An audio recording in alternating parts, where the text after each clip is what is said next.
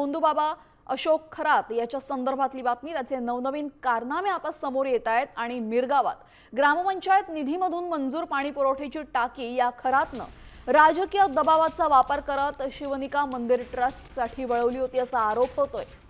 ग्रामस्थांच्या पिण्याच्या पाण्यासाठी मंजूर झालेली टाकी चक्क अशोक खरात याच्या संस्थानाच्या आवारामध्ये उभारण्यात आली।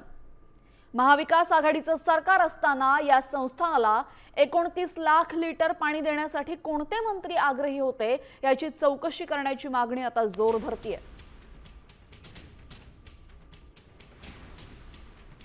मीर गावामध्ये ज्या ठिकाणी त्याचं शिवनिका संस्थान आहे त्या संस्थानासाठी त्याने चक्क इथल्या ग्रामस्थांची पाणी योजनाच पळवल्याचं समोर आलंय।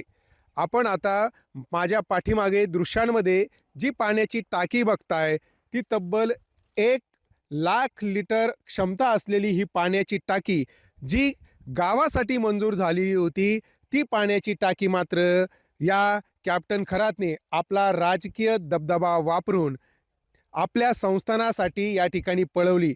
ही जी सगळी दृश्य आपण आजूबाजूची जर बघितली तर हे त्याचा संस्थानचा सगळा परिसर आहे। तब्बल 35 ते 40 एकरचा हा सगळा त्याचा परिसर या मीर गावामध्ये आहे। राधाकृष्ण विखे पाटील त्यांनी या संपूर्ण प्रकरणाच्या चौकशीचे आदेश दिलेले आहे आणि ही जी योजना कॅप्टन खरातने गावकऱ्यांची पळवली या संदर्भात ठोस कारवाईचे आदेश आता जलसंपदा खात्याकडून देण्यात आलेले आहेत। सचिन बनसोडे, साम टीव्ही न्यूज, मिरगाव, नाशिक।